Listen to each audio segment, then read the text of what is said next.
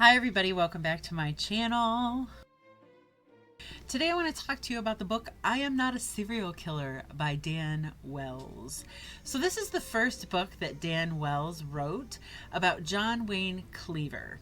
And in this book, the character is in his mid-teens. I don't know if it's 15, 16.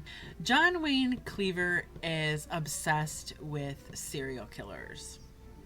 His family owns a mortuary where they embalm and prepare for burial dead bodies.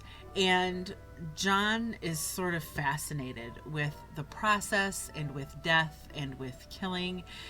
And everybody's a little bit concerned with how much John likes serial killers and death.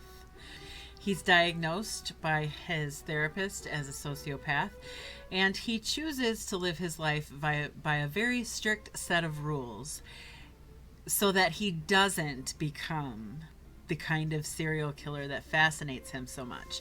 Some of these rules include not watching any one person too closely. If he feels like he's becoming obsessed with watching someone or stalking someone, he forces himself to not see that person for at least a week. Another is that anytime someone makes him angry and he pictures killing them, he instead pays them a compliment. And these are rules that he put in place to sort of force himself to be good. But then people start dying in his small town in the Midwest. I'm not sure if it says, I feel like it's Indiana. I don't know why I feel like it's Indiana. I just do. Regardless, it's a small town in the Midwest. And the first person who shows up dead is found behind the town laundromat. And it's very obvious that it was murder of some sort. The body was eviscerated and one of the kidneys was stolen. John loves this. John loves that this has happened because he's looking to apply his practical knowledge of serial killers, which he's studied so closely, to the killings that are happening in town. He's analyzing what the killer must be thinking, what the killer could probably, be motivated by. So much so that his mother, throws him out of the mortuary, tells him he cannot help anymore because he's becoming so obsessed. And John eventually, I don't want to give away too much about this book because it is one of those where you find out pretty early on kind of the circumstances, but they're still fun to experience firsthand in the book. So I'm not going to give those things away here. But John does figure out, who's doing the killing. And then the book becomes about John battling his own inner demons and deciding what kind of person he wants to be. Does he want to be this good, socially acceptable person, or does he want to let go of his monster, as he calls him, and stop living by his rules and start embracing the darkness inside him in order to stop a killer, in order to prevent other deaths? Can he be bad in order to prevent anyone else from dying? And I really liked this book. It's not typically the kind of horror that grabs me or sticks with me for an extremely long time, but I think it's helped by the humor. John Wayne Cleaver is such a lovable character. He's hilarious. He has a very Holden Caulfield kind of vibe going on. He's a reject, he's an outcast, and he's so funny. And he has this self-awareness about him where he knows he is not right. He knows that there are some things that he feels and thinks that could definitely derail the rest of his life if he embraces those. I mean, he's just he's what made the book for me, honestly, because It's not a serial killer novel. Don't think that it is. Don't go into it expecting a traditional serial killer storyline, because that's not what you're going to get. I'm not going to tell you what you're going to get, but that's not it. The serial killer angle, I Am Not a Serial Killer, is more about what John goes through personally as a diagnosed sociopath, and as somebody who truly does not connect with other people. The book does have that quality that I like in horror, where you find yourself empathizing or justifying or excusing the bad qualities of one person in order to affect the greater good in a more positive way. You will feel sorry for the person responsible for these killings. You will feel sorry for John, who is not exactly always right. He's not a bad person, but he lives in a very gray, shadowy place, like I talk about loving. John says to his therapist asks, "Do you want to become a serial killer?" And John says, "Of course not. I specifically want to avoid becoming a serial killer. I just don't know how much chance I have." He believes that he's fated to become a serial killer because his name is John Wayne Cleaver, which of course, John Wayne Gacy. And while his parents named him after the movie star, he feels like coincidentally or not coincidentally, he also shares a name with John Wayne Gacy. John's father's name is Sam, which makes him the son of Sam. So in a way, he sort of picked out all of these things that he feels make him destined to become a serial killer, including sharing some of the identifying traits of someone likely to be a serial killer. He was a refreshing teenager to read about. You know, he was very self-aware, very intelligent, very well-studied, down-to-earth, outcast, bully, victim. You know, he was the kind of teenager that I like to encounter in books. Not that I don't like teenagers, but you know what I mean. He wasn't drama-inducing. He was always trying to do the right thing, and he was met with some pretty intense circumstances that made it difficult.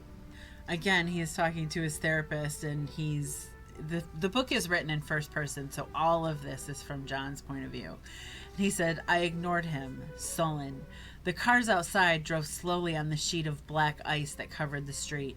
I hoped one of them slid into a pedestrian." So John reminds me of Holden Caulfield, but he also reminds me of the narrator from Fight Club. You know, where he's just so like unapologetic in his wrongness. He's not sorry he is who he is. He's playing the game. He recognizes his character to be very flawed from society's point of view. So he's pretending to be a good student, or he's pretending to be a good son, or he's pretending to be a good kid. And meanwhile, he's battling all of these things, you know. He's trying not to lose the game inside of himself at the same time. This book isn't particularly scary or creepy or gory. It's you know, the content is effective from a scary book standpoint, but it's not terrifying. You might feel some of the ew moments. You know, there's a lot of description about the embalming process and behind the scenes in a mortuary. That's probably the most affecting part as far as like ick factor is concerned. It's interesting as hell. I mean, having the information is, you know, we're probably not all well versed in the embalming process. So, I mean, this is really interesting information, but it is a little bit gross. But I'd say that outside of the isolated few killings that that you see in the book, which can be a little bit intense, but not horrific. The mortuary scenes are the grossest, the uckiest. I have, oddly enough, the first book, I Am Not a Serial Killer, and the fifth book, Over Your Dead Body. I didn't realize Over Your Dead Body was the fifth book in the John Wayne Cleaver series of books. I have already ordered book 2, 3, and 4. I do want to read on because I love this character so much, because he's so endearing, because I don't know. I don't know what it is about John Wayne Cleaver, but I guess he's just funny. I don't know how I would rate this story on sort of a scale of excitement. I don't know that it was the most enthralling thing that I've ever read, but I definitely wanted to keep reading. I mean, there was no doubt that I wanted to see the story through and find out how John overcomes this adversary who's killing people in his town, as well as how he overcomes whatever's going on inside of him. It's very character driven, and I was really, impressed by it. It has been made into a film. It was an independent film, and I did watch it, and it wasn't anywhere near as good as the book, which is typically the case. It was a low budget independent film, and so it's likely that your imagination will create something much more vivid than you will see on the screen in the movie. The movie also failed to capture the humor of this kid and his circumstances and his mental dialogue, or the running dialogue going on in his head. The movie wasn't funny. The movie was kind of depressing. It kind of had this depressed tone to it, and I don't know why. I'm not a huge fan of low budget films anyway. I'm one of those people who the bigger the budget, the better, which is terrible. I'm not defending myself. But Christopher Lloyd is in it. And if you don't know who that is, he played Doc in Back to the Future. So that was exciting. That was fun. The movie didn't win me over. I think because of its budget, it had to sacrifice some of the actual plot elements in the book. It changed plot in a way that was budget conscious, if that makes any sense. There are some elements of this book, again, I don't want to give them away here, that require impressive, special effects. There are several characters in this book that only appear very briefly, and so some of the characters in the film were mashed together. Like, 2 characters in the book were embodied by just one character in the film, if that makes any sense.